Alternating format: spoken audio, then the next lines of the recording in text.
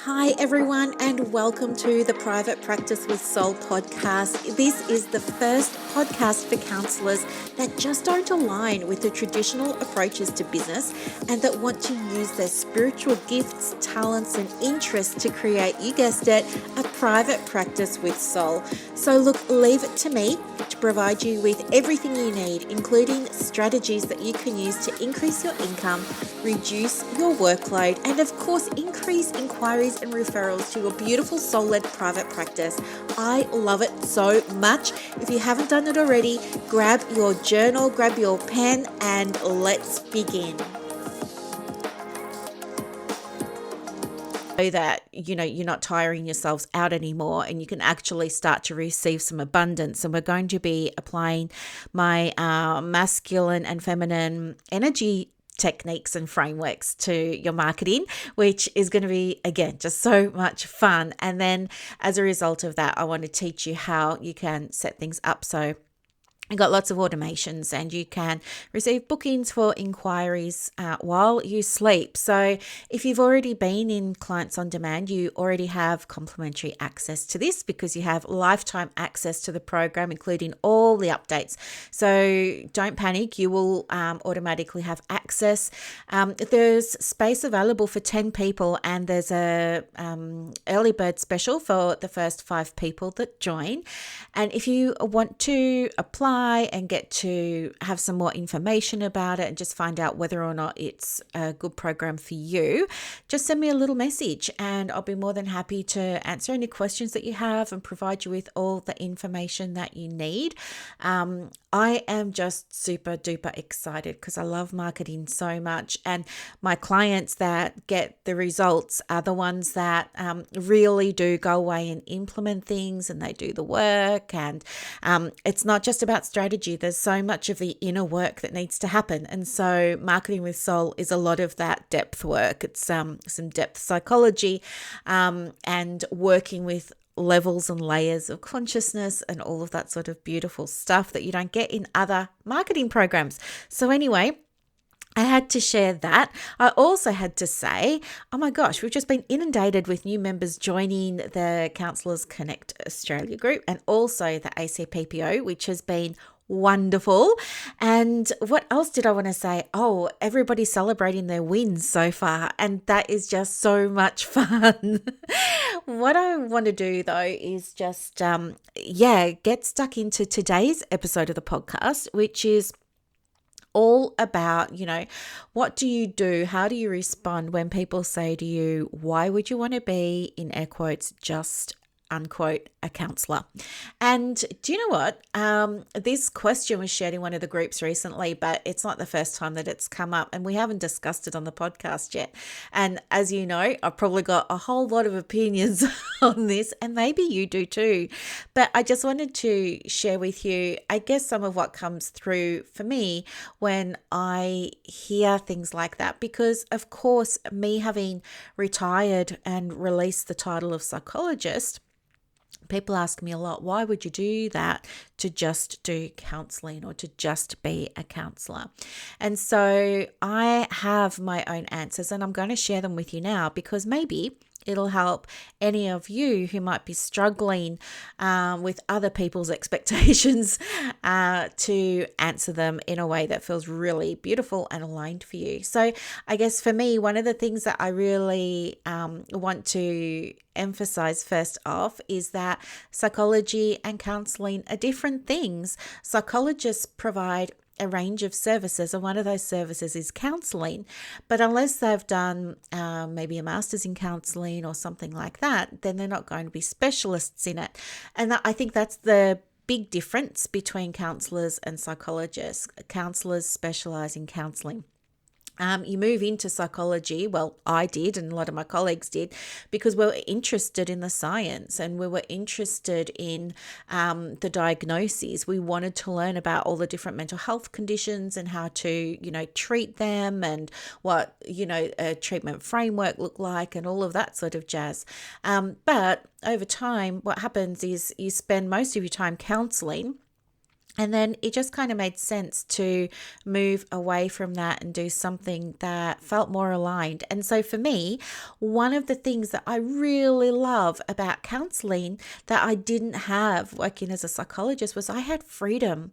I have so much freedom as a counselor. And by that, I mean, I get to choose the therapeutic modality that's going to be the best fit for my client, that's going to be the best match for the therapeutic alliance. Now, I didn't have that freedom working as a psychologist because quite often, well, in fact, 99.9% of the time, clients come under Medicare or with Medicare rebates, and that comes with strings attached, not only for clients, but for psychologists as well.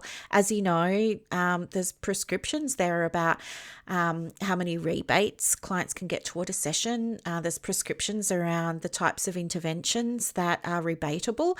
So, that means the type of therapies that psychologists must use, and they're not allowed really to go beyond that. So things like that. I feel like working in the counselling space, I don't have those same restrictions, and that's a good thing because I want to be able to work in a way that's the right way for the client in the room in front of me right now. And of course, hey, you know what? Sometimes that's going to be something like cognitive behavioral therapy or brief solution focus. But you know what? Other times it might be something else altogether.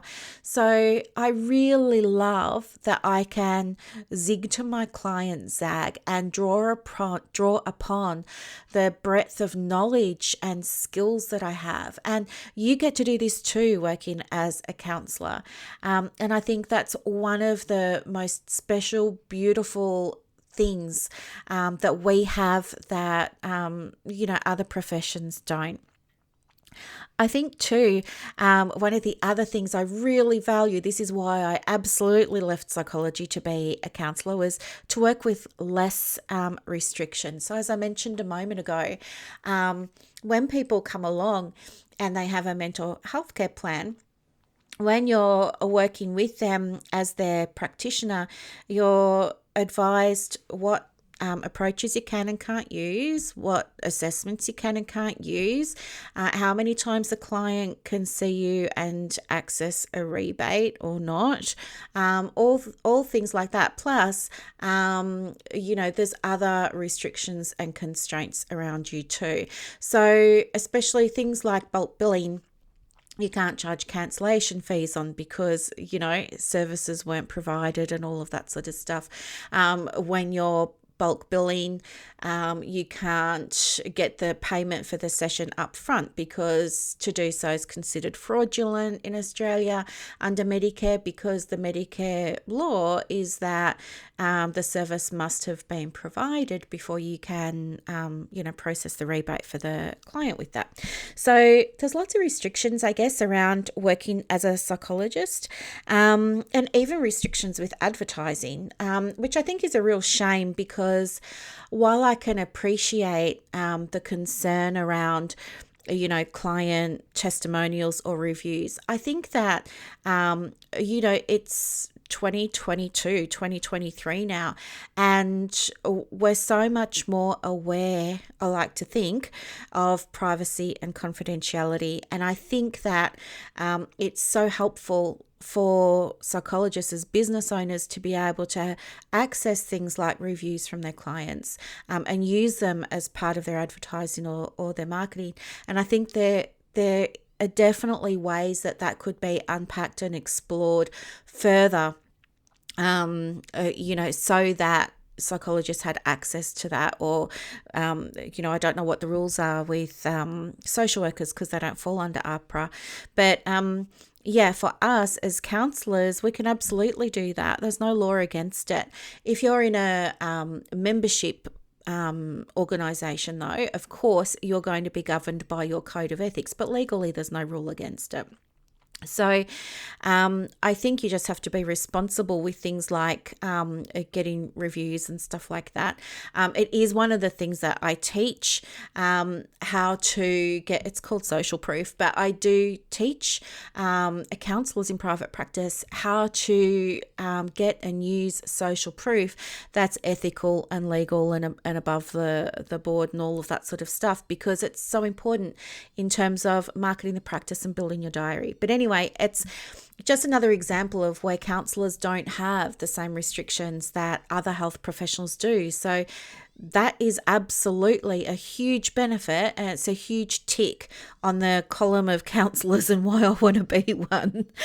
I think too, when you work as a counsellor, you really get to do what you love, right? You really get to do what you love.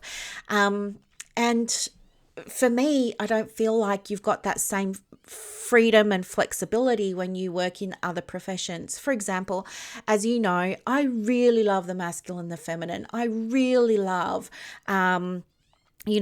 being a master oracle card reader and a master tarot reader and doing readings. And I really love, not that I would do one with a counselling client, that's not what I'm saying. I'm just giving you a picture of who I am and all the things that I really like. And I love Reiki and I love EFT, and I'm that kind of person, I love all of the stuff that's not necessarily mainstream. And one of the things I really love about counselling is that there are so many different types of counselling, and there are so many different ways that you can integrate different approaches, and that you can integrate different services or even have services occurring side by side. And it's just such a beautiful space to be in. And I feel like when I get to show up in a way that aligns with my truth and aligns with my values, and I'm not having to dim my light, I'm not having to fit myself into a box, I'm not having to hide, I'm not having to restrict myself or feel constrained, I feel expansive. And I have to believe that when I'm feeling expansive, my clients feel expansive too, and I want them to feel like this is a space where they get to be open. They can open up. They can have that expansion, and we can do all of the things, right? And so I love that so much. And honestly, since retiring from psychology and moving into counseling, my happiness level and my joy level has just grown exponentially. And it's just been this huge spiritual growth. And that's another reason why I do just want to be a counsellor. The other thing that I really love about counselling versus psychology is that there's no medicalizing in counseling. Whereas when I was working as a psychologist, one of the things that we do, it's just part of the job, is you do assessments. You do make diagnoses. You do work with, pediatricians and psychiatrists and doctors and all kinds of specialists, and have a team approach to diagnosing conditions for children and youth, for example. So it's a lot of that, and it's a lot of I don't know that you'll call it labeling, but you need to know what the diagnosis is, because in psychology, the diagnosis then informs treatment, right? But we don't do those things in counselling. We're not focused on what's wrong. We're not focused on understanding a diagnosis and then implementing a treatment. It's different. What we do isn't really working with, well, some counsellors do. I appreciate that some counsellors absolutely do. But it's just a different way of working when you're working with mental health conditions. And by that, I'm talking about all the mental health conditions that you would see in the DSM.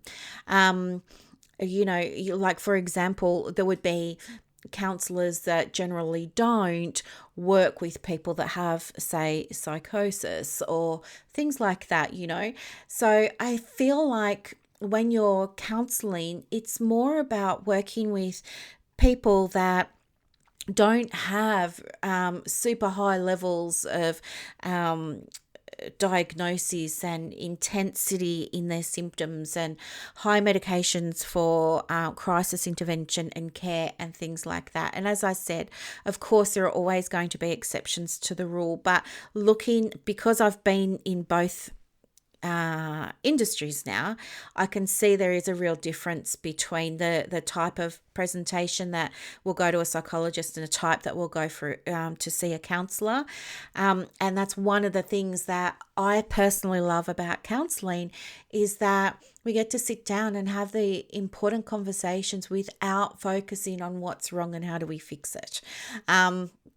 It's very much more, in a way, collaborative than I felt psychology was. I really felt like with psychology, clients perhaps may experience a greater sense of a power imbalance or something, because as the psychologist, you're making that diagnosis, you're making the assessment, you're writing the report, you're discussing it with, all the other specialists. But that tends not to happen in counselling. And so I feel like with counselling, there isn't that you're up here, I'm over there type thing. It's more we're on the same level and we're working together, in pursuit of your dream, your desire, the outcome that you want, the reason that you came to therapy in the first place. So I love that so much because I just do. The other thing that I really love about counselling is that when you're working as a counsellor, you're working with private fee-paying clients, right? A lot of the time, the clients aren't coming to you, to access a rebate. Now, of course, I can't get Medicare rebates. That's not what I'm talking about, but they might want to claim a health rebate or something like that from the health fund. That's the type of thing I'm talking about. But by and large, often it's the case that clients will come and they'll pay to see you out of their own pocket, regardless of what your fee is. There's no right fee or wrong fee. My point is that clients will invest in their own health, in their own well-being. They're very proactive like that.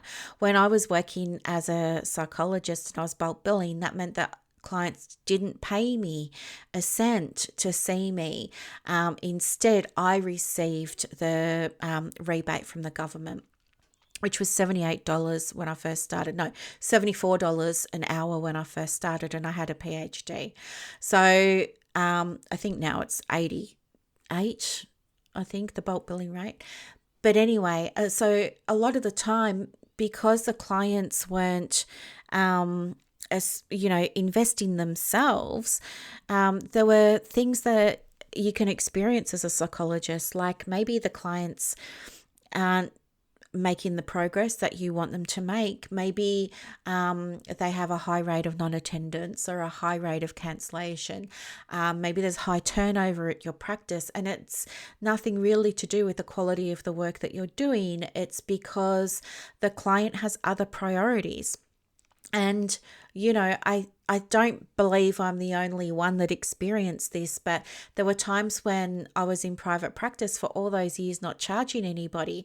And there were days I could be at work for like 12 hours and maybe only have seen 4 or 5 clients, barely made enough money to feed myself that day. And yet, clients would come along like a couple of weeks later and they would have been away to Bali or something like that, and not have done the homework or not have had the outcome or things like that. So there was a sense of, because it wasn't being paid for, it wasn't really that important. And two, another theme that happened. Now, I was based in a medical clinic, right, in a bulk billing medical clinic. So you can talk to other psychologists and they'll have different experiences. But my experience was that also people would come and they would get their 6 free sessions or their 10 free sessions or whatever it was that they were getting, and then they'd disappear and I wouldn't see them again. They would say, oh yeah, I'm not going to come back because I don't have any freebies left. So, that was troubling for me because I really wanted to support them in getting the outcome that they wanted. But because they weren't invested in it, it took them so much longer to get better than someone who was invested. Okay. So one of the things I really love about counselling is right from the very first appointment, you have someone that you get to work with that is taking their health and wellness very, very seriously. And they're showing up. And do you know what? You get such different outcomes. The outcomes happen more quickly, I want to say more powerfully, but I mean, just so much more joyfully and gracefully. And it's just such a pleasure to work with these clients. And guess what? You don't always need to see them, 20 times or anything like that. Some of them may only be short-term clients, and that's absolutely enough. And that's totally amazing. But what I want to share with you is that a lot of the time it's clients who've invested in the service will be the ones that comply with your policies, respect your boundaries, implement any guidance or tools. Like if you say to them, hey, you should download the mindfulness app. Oh, what was it called? Smiley Minds. You should download the Smiley Minds app. And I really want you to do this particular meditation every night until our next appointment. Those clients more often than not tend to come back having done it, and they'll tell you that they did it and what it was like. And do you know what I mean? And so it's back to that theme again of collaboration and just that whole experience. And it's just so nice. It's nice for you. It's nice for them. There's this beautiful exchange of energy that I just didn't experience as a bulk billing psychologist. So that is another reason why I chose to be a counsellor. And maybe it is for you too. What else have I written down here? Oh, yeah.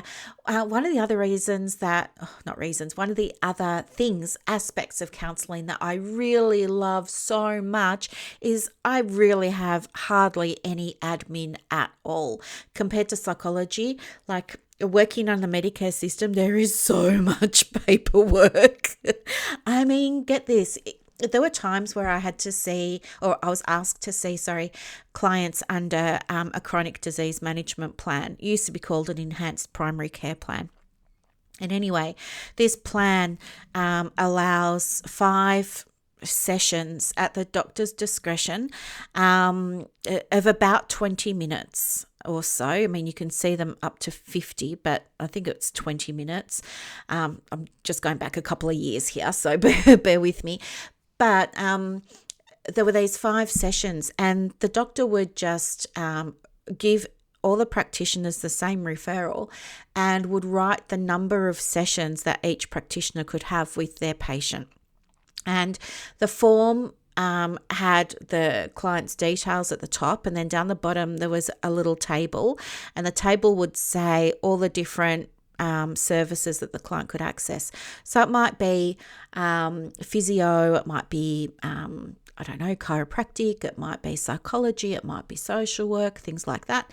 And so the doctor would go, oh, well, Joe Blow can have 2 of those sessions with the physio, 1 with the psychologist, da-da-da-da-da. Now, this is a real problem because, number one, what can you do in 20 minutes? Not much. It's also a problem because you get paid, well, back then meaning 2 or 3 years ago now, it was $52.95 for the session. But admin wise, you used to have to send a confirmation to the referring doctor that you had received the referral and that you were going to accept it. Then you would see the client and you write your client notes.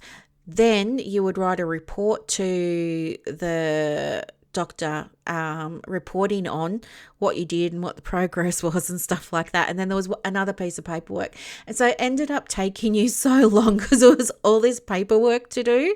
It's the same with things like Medicare. Like Medicare, it's a whole lot of paperwork. And if you've got, as we were doing, we were seeing so many clients in a day.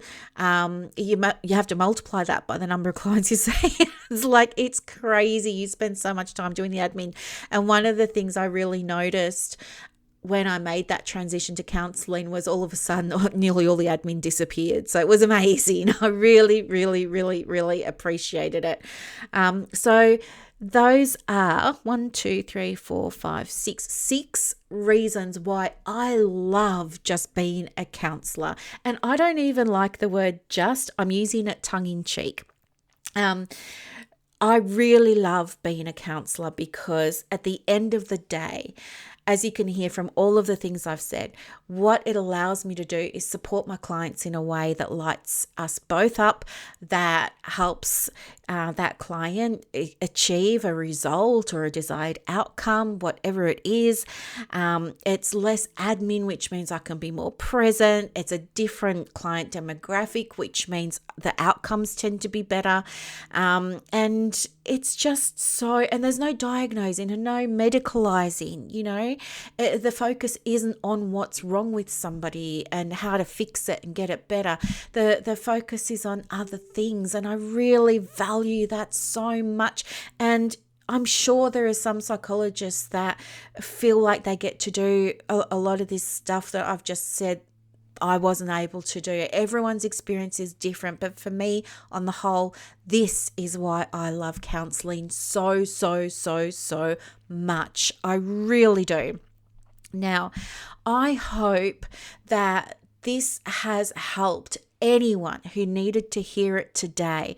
Anyone who has been a counsellor and been feeling not enough, not good enough, not valued. Sometimes other professions aren't so nice to other professions. And I feel like, this goes both ways with counselling and psychology. And it's something that we all really need to be very, very mindful of. It's about respecting each other's space, because it's different. Yes, there are overlaps, but there's also differences. And I think when we can respect what psychologists do and psychologists can respect what we do, I think there's going to be potential there for us to really build some beautiful, healthy, strong alliances together instead of having this sense of competition. And so you get to be part of this moving forward. You get to be part of this shift. You get to be part of this change. And what that looks like is when you're in one of the counselling groups, i.e. mine, and you feel compelled to say something not nice about psychology or psychologists or something like that, maybe don't. Maybe bite your tongue and think about something that would be respectful and that's going to help bring us all together rather than create division. And same for the psychologists that are in the groups. Instead of saying things like, well, you're just counsellors or you're just this or you're not as qualified, I think what would be really helpful from you is to really allow the counsellors to shine, really, support them and encourage them and raise them up for the amazing work that they do. Because counsellors can absolutely complement what you're doing. There's no reason why you both couldn't be referring to each other. And I know some of you already do.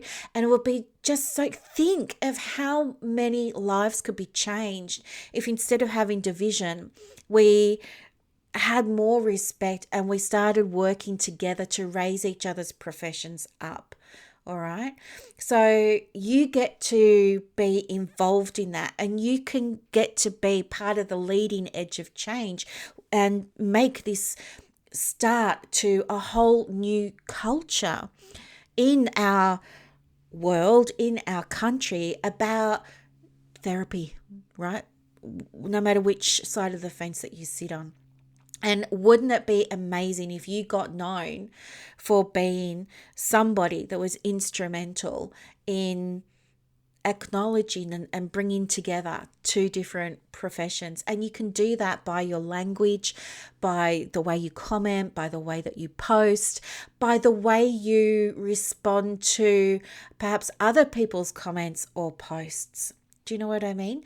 Let's try moving forward just as an experiment for the next little while, for the next few weeks. Let's try just as an experiment raising each other's professions up, and let's see what happens.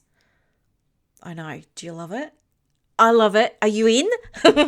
I'm in too. So that's that. In other news, I also want to say, super excited about the little Etsy store.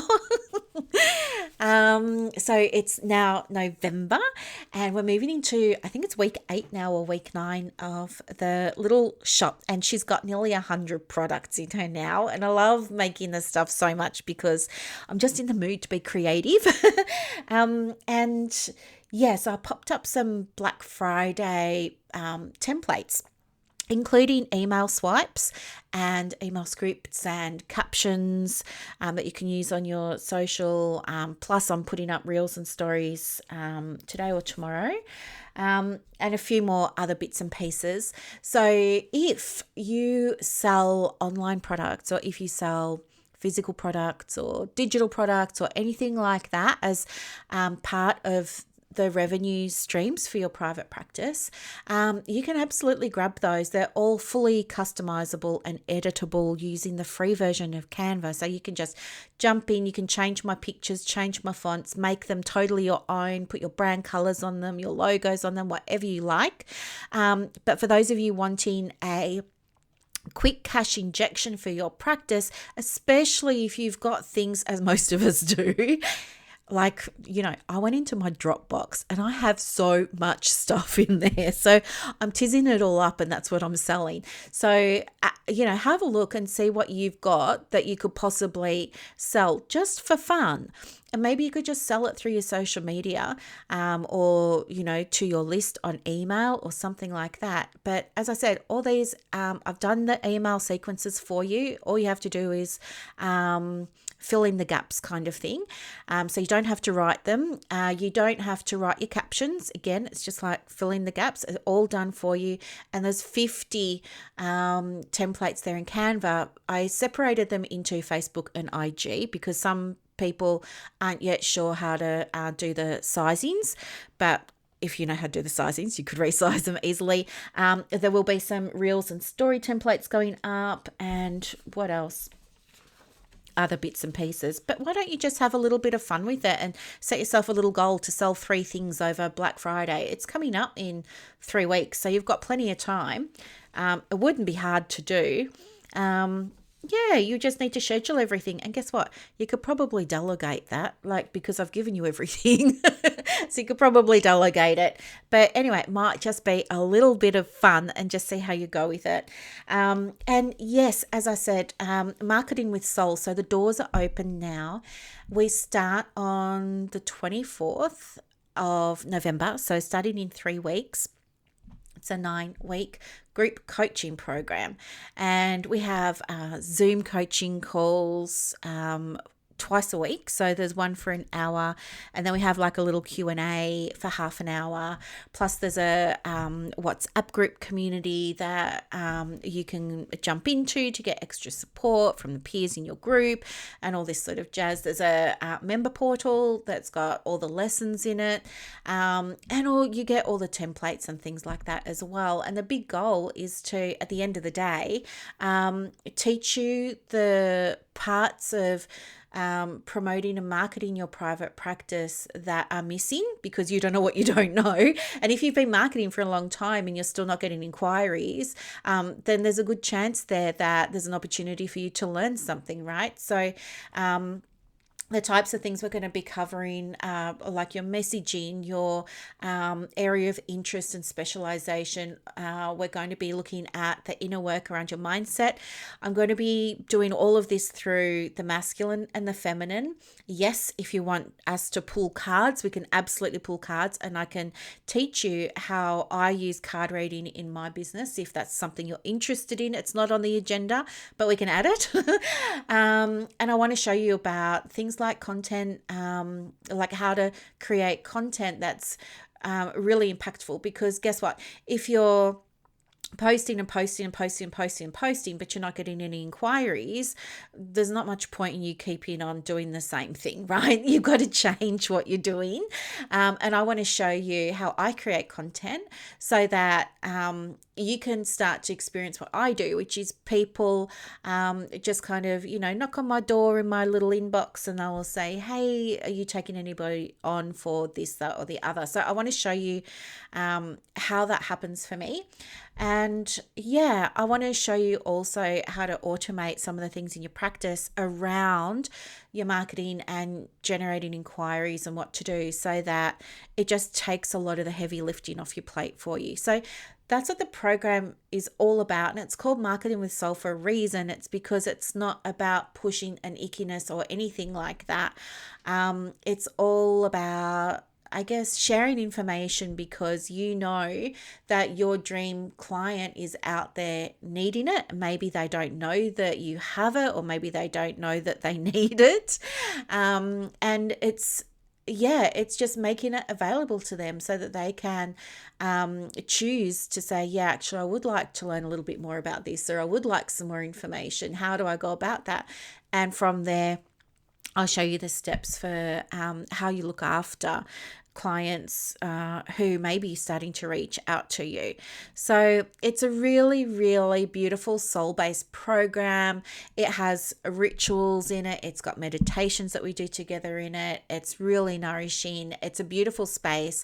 And not only that, one of the things that happened with clients on demand in round 1 and round 2 was people made really beautiful friendships and connections as a result of being in the program. So there's also that, you're not doing this alone. It's not just one-on-one with me.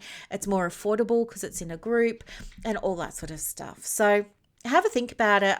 If you want any more information, just let me know. You can catch me on Instagram at The Private Practice Coach or in one of our groups on Facebook. But otherwise, have a really, really happy Wednesday. And you know what? You are amazing. You are an abundant soul. There is nothing about worth or deserving. You were born worthy and deserving. And do you know what? All your clients are already there. What is desired by you is destined for you.